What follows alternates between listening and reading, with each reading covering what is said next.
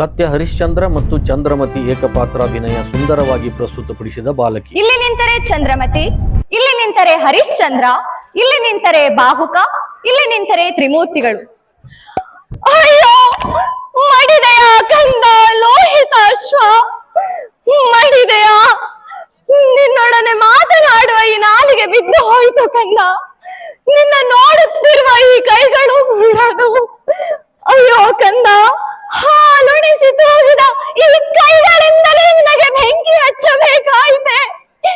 ಕ್ಷಮಿಸು ಕಂದ, ಕ್ಷಮಿಸು. ಈ ತಾಯಿಯನ್ನು ಕ್ಷಮಿಸು ಕಂದ.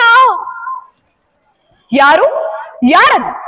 ರಾತ್ರಿಯ ಹೊತ್ತು ಸ್ಮಶಾನ ಕಾಯುತ್ತಿರುವ ಈ ವೇಳೆಯಲ್ಲಿ ನನಗೆ ತಿಳಿಯದಂತೆ ಬಂದ ನೀನು ಯಾರು? ಇಲ್ಲಿ ಹೆಣವನ್ನು ಸುಡಬೇಕಾದರೆ ಅಕ್ಕಿ, ಬಟ್ಟೆ, ಹಣವನ್ನು ಕೊಡಬೇಕಾಗುತ್ತದೆ. ಅದಿಲ್ಲದೆ ಯಾವ ಹೆಣವನ್ನು ಸುಡಲಾಗದು. ತೆಗೆ ತೆಗೆ, ನಿನ್ನ ಹೆಣವನ್ನು ತೆಗೆ. ಪುಣ್ಯಾತ್ಮ, ನಾನು ಎಲ್ಲವನ್ನೂ ಕಳೆದುಕೊಂಡ ಅನಾಥೆ. ಇವನಿಗೆ ಈ ಪರಿಸ್ಥಿತಿಯಲ್ಲಿ ಯಾರೂ ಗತಿ ಇಲ್ಲ. ಆದ್ದರಿಂದ ತಾಯಿಯಾದ ನಾನೇ ಹೆಣವನ್ನು ಹೊತ್ತು ತಂದಿದ್ದೇನೆ. ಹೆಣ್ಣೆ, ನಿನ್ನ ಕಷ್ಟದ ಅರಿವು ನನಗಾಗುತ್ತದೆ. ಆದರೆ ನಾನಿಲ್ಲಿ ಸ್ವತಂತ್ರನಲ್ಲ. ನನಗೆ ಸಲ್ಲಬೇಕಾದ ಅಕ್ಕಿ, ಬಟ್ಟೆಯನ್ನು ನಾನು ಬಿಡಬಲ್ಲೆ. ಆದರೆ ನನ್ನೊಡೆಯನಿಗೆ ಸಲ್ಲಬೇಕಾದ ಹಣವನ್ನು ಮಾತ್ರ ಬಿಡಲಾರೆ. ಹಣ ಕೊಡಲೇಬೇಕು. ನಿನ್ನ ಹೆಣವನ್ನು ಬೇರೆಲ್ಲಾದರೂ ತೆಗೆದುಕೊಂಡು ಹೋಗು ತಾಯಿ. ಕುಮಾರ, ಲೋಹಿತ, ಏಕಚಕ್ರಾಧಿಪತಿಯಾಗಿ ಸಕಲ ಸಾಮ್ರಾಜ್ಯವನ್ನು ಆಳಬೇಕಾದ ನಿನಗೆ ಈ ಸ್ಮಶಾನದಲ್ಲಿ ಒಂದಿಷ್ಟು ಸ್ಥಳವೂ ಇಲ್ಲದಾಯಿತೆ. ಅಯ್ಯೋ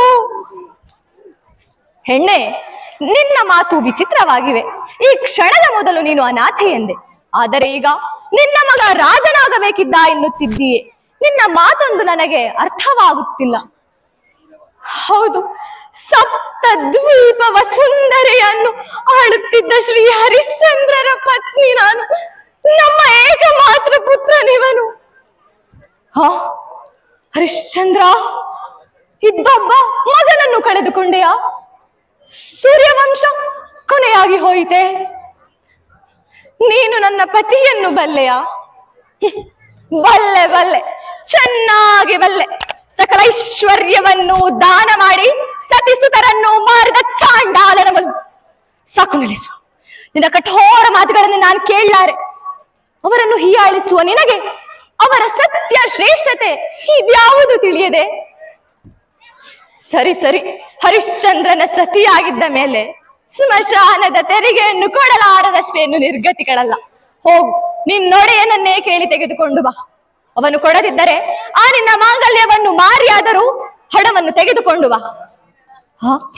ಏನಿದು? ನನ್ನ ಮಾಂಗಲ್ಯ ನನ್ನ ಪತಿಯ ವಿನಃ ಬೇರಾರಿಗೂ ಕಾಣದು ಎಂದು ಹೇಳಿದ ಋಷಿ ಮುನಿಗಳ ಮಾತೆ ಸುಳ್ಳಾಯಿತೆ? ಅಥವಾ ಈ ಸ್ಮಶಾನದ ಕಾವಲು?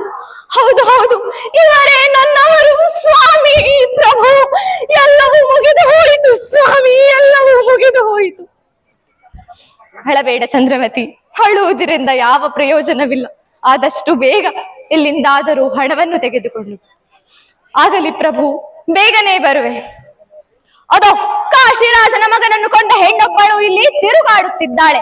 ಅವಳಿಗೆ ಮರಣದಂಡನೆಯನ್ನು ವಿಧಿಸಲಾಗಿದೆ. ಹರಿಶ್ಚಂದ್ರ, ಕಡಿ ಅವಳ ತಲೆಯನ್ನು, ತೆಗೆದುಕೋ ಈ ಖಡ್ಗವನ್ನು. ಇದು ನಿನಗೆ ಈ ಕೆಲಸವನ್ನು ಕೊಟ್ಟ ಬಾಹುಕನಾಜ್ಞೆ.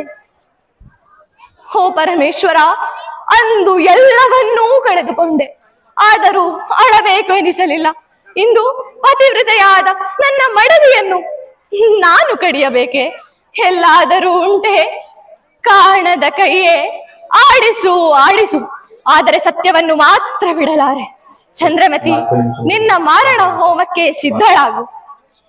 ಓ ಕಾಶಿ ವಿಶ್ವನಾಥನೇ, ನನಗಿದು ಸಾಮಾನ್ಯ ಮರಣವೇ?